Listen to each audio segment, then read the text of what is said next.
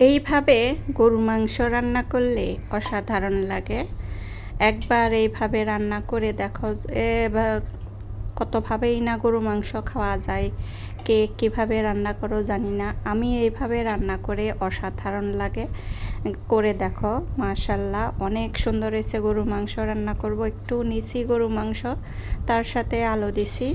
আলু সাথে না দিলে আবার কেমন যেন একটু খালি খালি লাগে। শুধু গরু মাংস তো অল্প, এই জন্যে একটু আলু দিয়ে মিশিয়ে রান্না করলাম। এই তো আমি গরু মাংসের জন্য পেঁয়াজ, তারপরে এলাচ, দারচিনি, তারপরে কাঁচামরিচ সব কিছু দিতেছি আস্তে আস্তে, যা যা লাগবে আর কি। এখানে জিরা ফাঁকি দিয়ে দিলাম, তারপরে দিয়ে দিব হচ্ছে এখানে এলাচ, দারচিনি, লবণ, তারপরে মানে হলুদ, মরিচ, ধনিয়া সব কিছু আর কি, যা যা গরু মাংস। এখন আর কেউ আজানা না যে এই গরু মাংস রান্না করতে কি কি লাগে। এই তো এখন আমি সব কিছু নিয়ে একটু মিক্স করে নিলাম, একটু পানি দিয়ে দিলাম। আর এই তো একটু ভাজা ভাজা করে একটু কষিয়ে নেব, ভালো করে মাংসটা কষিয়ে নেব। তারপরে প্রেশার কুকারে আমি মাংসটা রান্না করব। চুলায় রান্না করব না, অনেকটা সময় লেগে যায় চুলায় রান্না করতে। এখন আমি প্রেশার কুকারে মাংসটা নিয়ে নিতেছি। এখন ওই মশলাটা আমি এই মাংসের মধ্যে ঢেলে দেব। আর কিছুই করা লাগে না, শুধু এই মাংসের মধ্যে একটু মাংস কষিয়ে ঢাইলে দিয়ে তারপরে একটু মিক্স করে পরিমাণ মতো পানি দিয়ে তারপরে শুধু ঢাইকে 7-8টা সিজ দিলেই হয়ে যায়। প্রেশার কুকারে রান্না তো মানে যে কোনো মাংসই রান্না করলে অসাধারণ লাগে, খুবই ভালো লাগে খাইতে। আমি আবার মাঝখানে এখানে আমি 4-5টা সিজ দিয়ে তারপরে আবার ঢাকনা খুলে আমি আবার আলুগুলা দিয়ে দিছিলাম।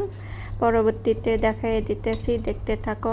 এই পর্যন্ত আমার ভিডিওটা দেখতে দেখতে যে এই পর্যন্ত চলে এসেছ, একটা লাইক দিতে ভুলে গেছো, একটা লাইক দিয়ে দাও। মাংসর রেসিপি যেটা যদি ভালো লেগে থাকে তাহলে তো একটা লাইক দিতেই পারো, তাই না?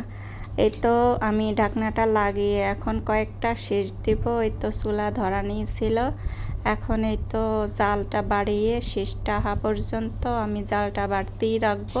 প্রথম শেষ আসার পরে আমি জালটা কমিয়ে দিছি। এই তো এখন আমি ঢাকনাটা খুলে কয়েক পিস আলু আমি দিয়ে দিব এখানে মাংসের মধ্যে।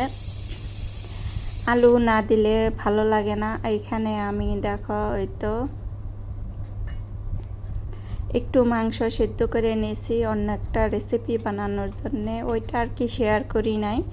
এই তো এখন আমি তো মাংসর মধ্যে আলু দিয়ে দেব, একটু নাড়াচাড়া করে দেখে নেব কি পর্যন্ত সিদ্ধ হয়েছে। সিদ্ধ হয়ে গেছে, আর 2-3টা শেষ আমি আলু দিয়ে তারপর ঢাকনাটা লাগিয়ে দিয়ে দেব। এইভাবে একবার মাংসটা রান্না করে খেয়ে দেখো, অসাধারণ লাগে। প্রেশার কুকারে রান্না করে যারা সিলিন্ডার গ্যাস ব্যবহার করো তারা প্রেশার কুকারের রান্নাটা বেশি রান্না করতে পারো। এখানে আমি 3টা রসুন দিয়ে দিলাম, রসুন দিয়ে আমার জন্য আমি রসুনটা নিয়ে নিছি। এখন এই তো হয়ে গেছে মাংসটা। আমি এইখানে প্রেশার কুকার থেকে তো আর নিয়ে খাওয়া যাবে না, এই জন্যে আমি কড়াইতে ঢাইলা নিয়ে তারপরে দেখে দিতেছি কেমন হয়েছে গরুর মাংসটা।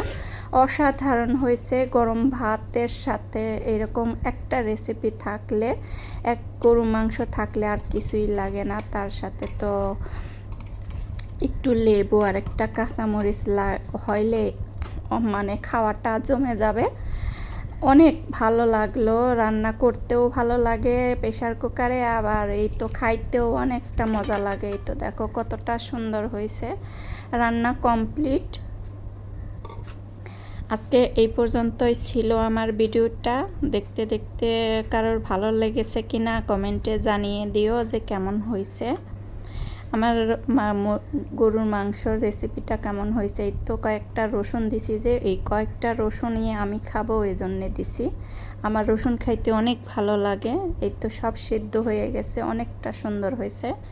আজকে এই পর্যন্তই, ভালো থাকো সবাই। নতুন রেসিপিতে কথা হবে আজকে। আল্লাহ হাফেজ।